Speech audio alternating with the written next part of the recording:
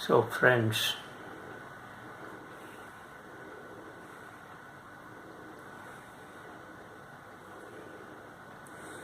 we have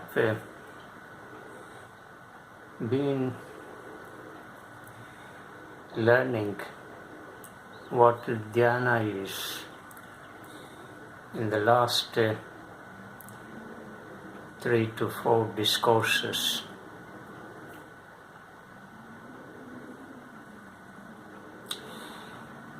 Dhyana is such a beautiful word.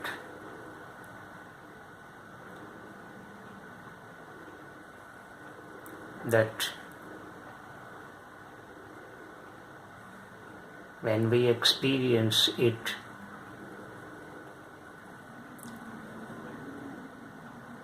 it is endless. There is no limit.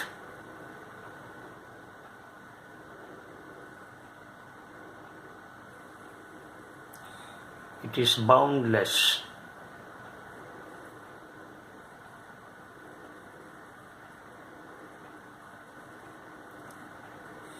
And this is the essence of yoga. The essence of yoga is dhyana, that is meditation.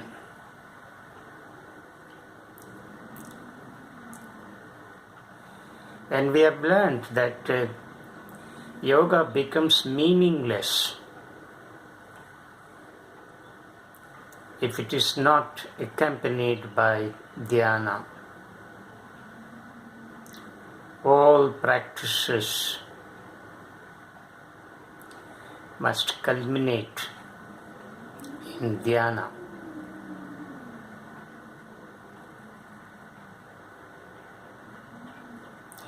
And when you enter into this state,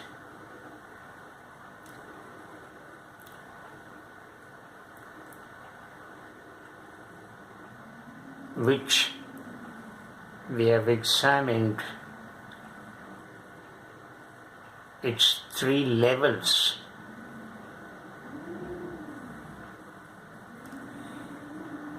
The one level is where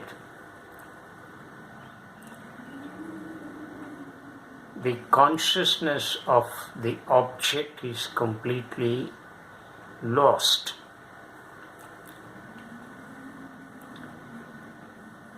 Remember, the speaker is using the word, the expression, consciousness of the object. When consciousness of the object, which is the center in dharana, that is concentration, is lost, then the object is completely gone. And what remains there is only a pure state of awareness.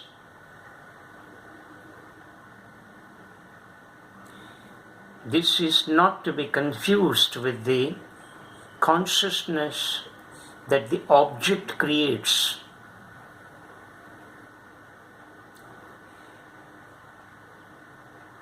The object creates vibrations, and this happens in dharana, that is concentration.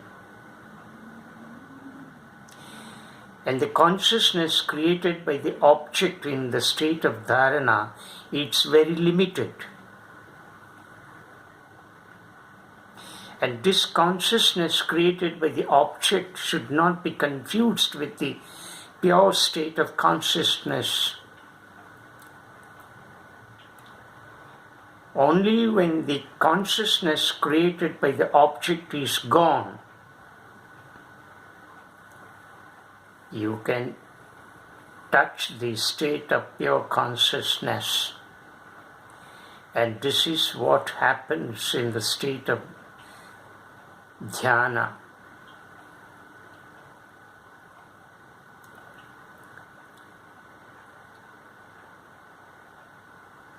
So when you undergo this state of experience, the speaker is using the word experience very cautiously.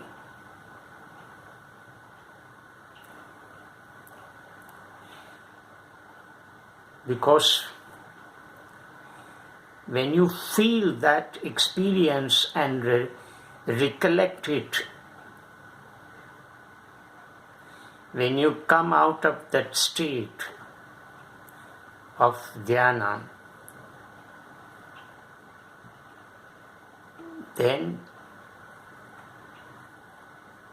you have created the experiencer. And this experiencer, within quotation, is dangerous. Because this experiencer again creates all sorts of illusions and delusions and hallucinations.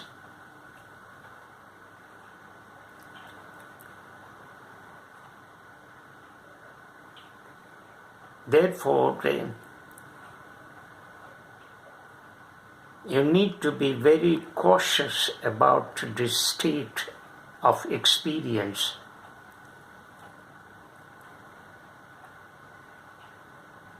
This is the complexity of the state of dhyana.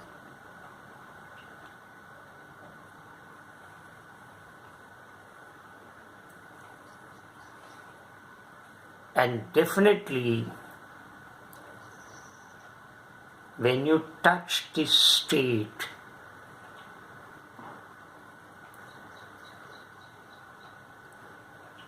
you can be very perfect in whatever you do, in every bit of action that you perform in your life.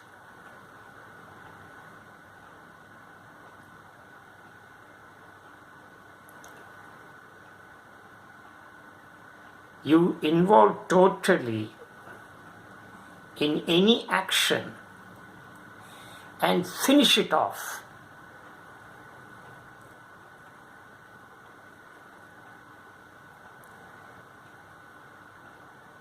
And therefore, there will not be any remnant of experienced that which is experienced. And this is called perfect action.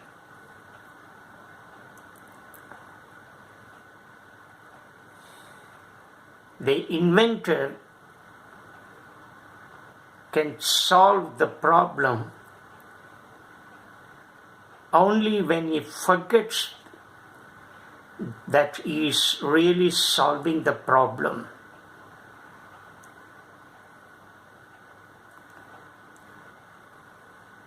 The musician can produce the best production only when he forgets that he is producing music.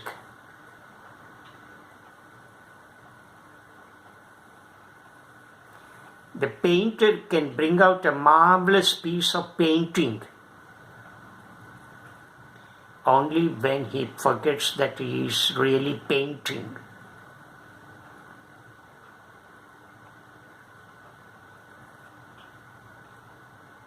You can bring out the best possible fruit of an action only when you forget yourself that you are doing the action itself. And this is what happens in the state of dhyana.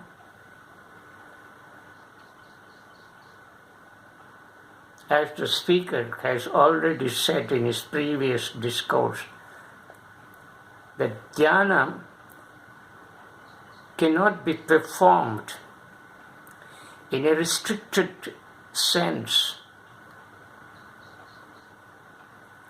Say for 1 hour or 2 hours, whatever is accrued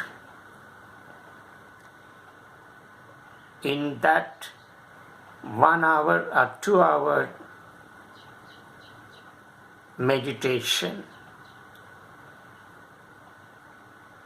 should flow in your body and mind, should get into each and every cell of your organism.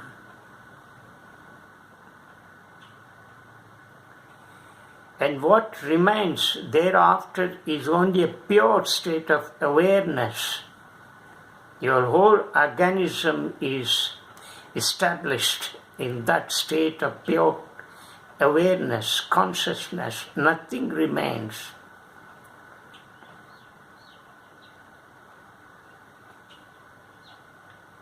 And therefore, you will be at peace and happiness.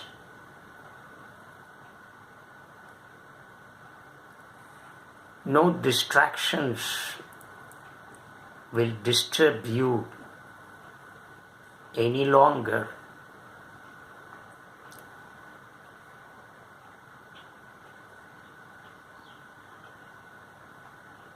Every object or thing has two forms, Rupa and Swaroopa.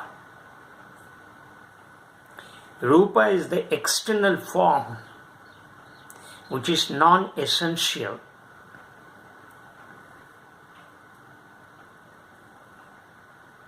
So every object in the creation, every creature has this form that is called Rupa, and this is external, which is visible to the human eye.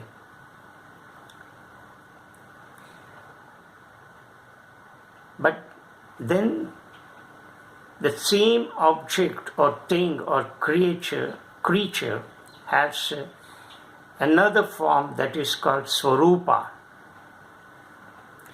That is the essence of a thing or object or creature. And this essence of nature, the essence of nature of a thing or an object or being, is not visible to the naked eyes. One has to touch this Swaroopa by transcending the Rupa.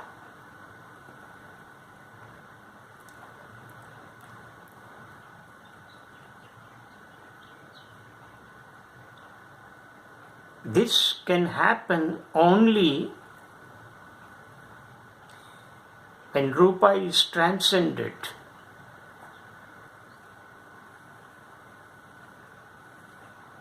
And Rupa is not real.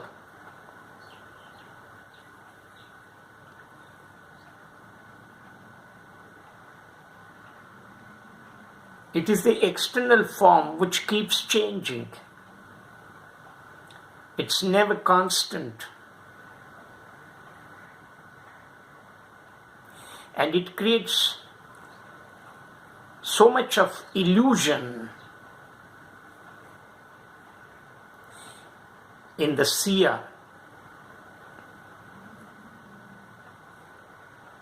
And we may tend to mistake this Rupa as real.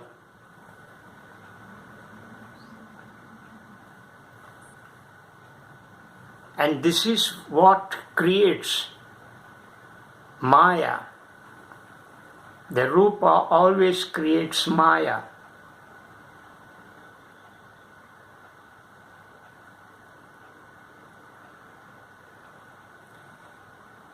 Only when you touch the Swaroopa of a thing,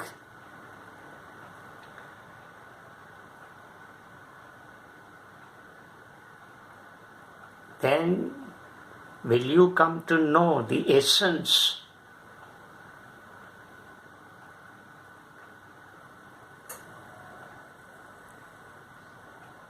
and this essence can be captured only by insight,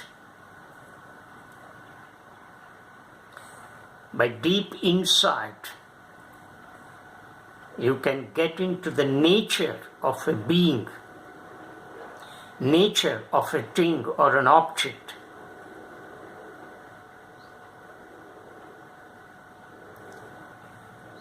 And you can touch this only in the state of dhyana.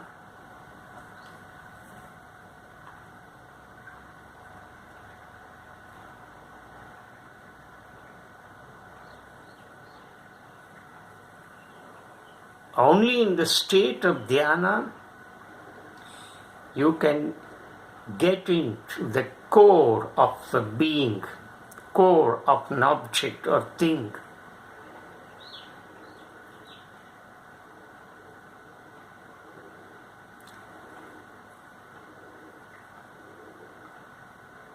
And this is the object of meditation.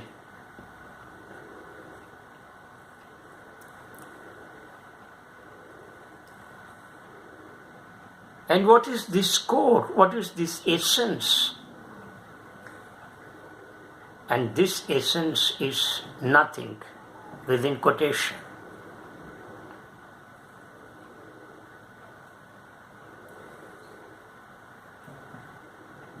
But this realization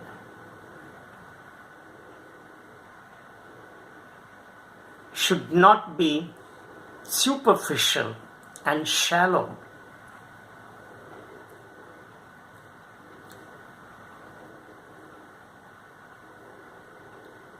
But you must experience it all by yourself.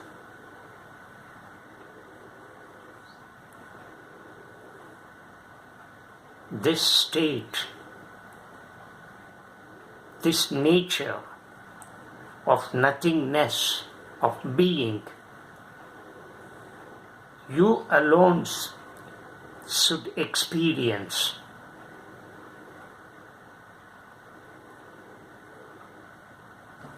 And you can get into it only when you are endowed with the deep insight, and that deep insight you can have in meditation. You can gain that deep insight when you enter the state of meditation.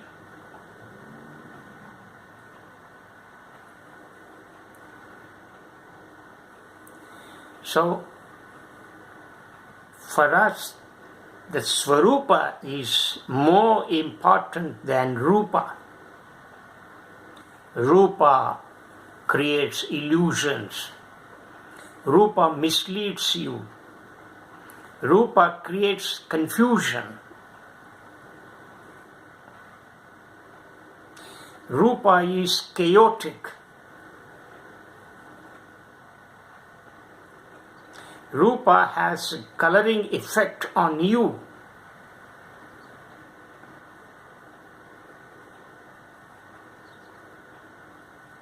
And therefore, Rupa is not real. What you see is not real. But what you observe with the deep insight is real.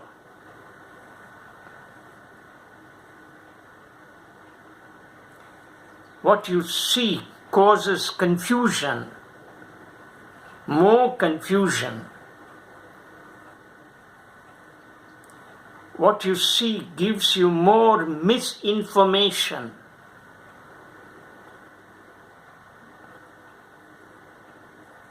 and therefore it is not real.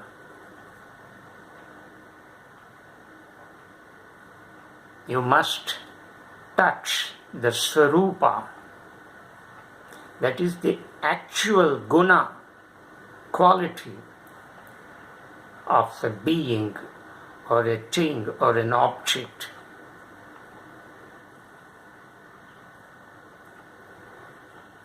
So you must have that sense of observation filled with the deep insight, and that you will gain only in meditation. Meditation should become an integral part of your living. You should not do for a few days and then abandon it just because you fail to make a positive progress.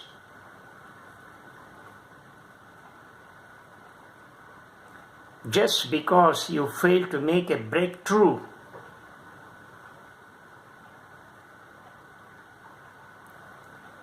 But all that is desire,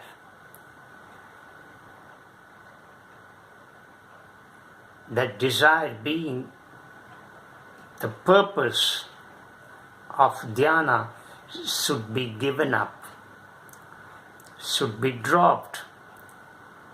Only when the purpose of dhyana is dropped, then you can enter into the real state of dhyana. So it should be a lifelong process. It should be everlasting.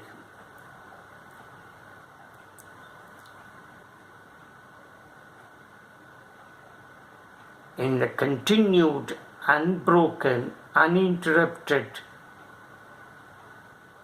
dhyana that you cultivate in your living every day, every moment, you can develop this most beautiful faculty called deep insight.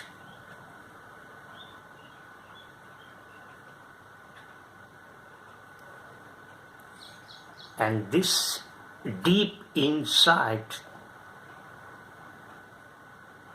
is essential to understand the nature of creation.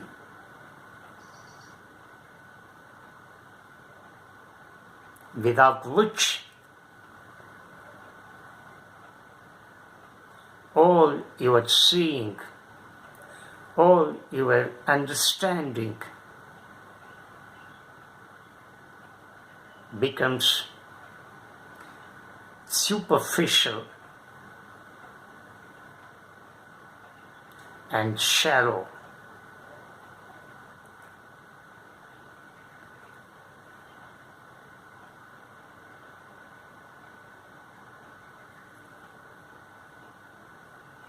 So, dhyana has this boundless effect on your psyche.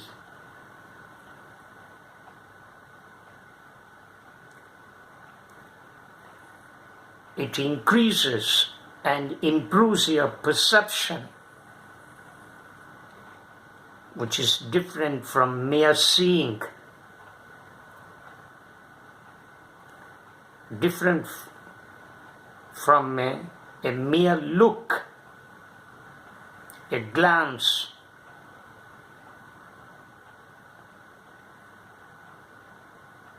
That perceptive seeing, that perceptive understanding is what is required now.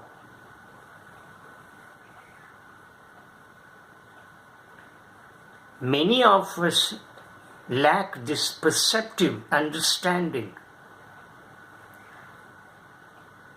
Hence, we are fighting among ourselves on the surface.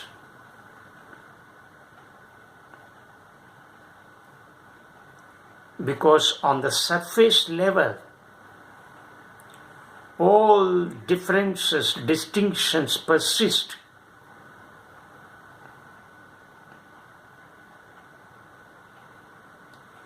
And these differences, distinctions have to be transcended.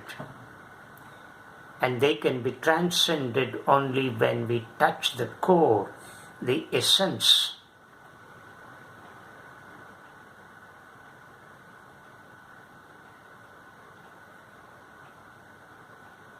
And this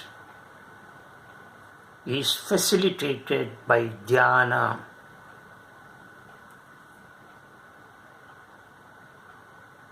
Dhyana has such powerful effect that it can create in your life. Therefore, it needs to be practiced.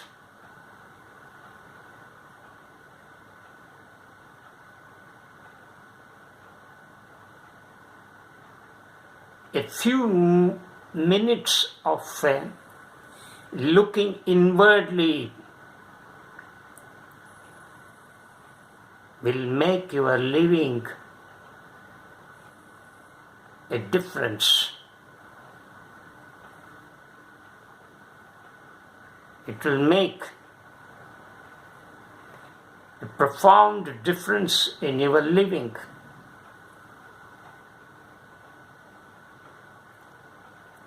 But our eyes, our sense organs are constantly directed to the outside world. And this outside world also is not nature, but the physical world which we have created.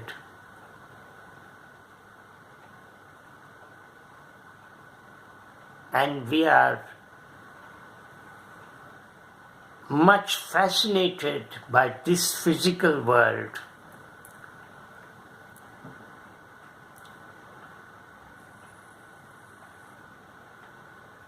And this has to be transcended.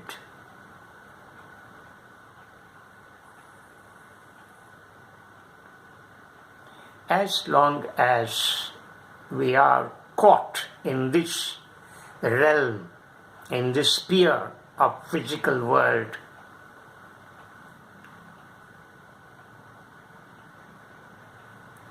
we can never direct our sense organs inwardly.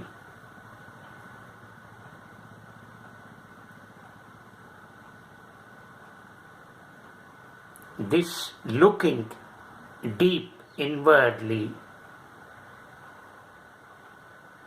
is of paramount importance in our day-to-day living.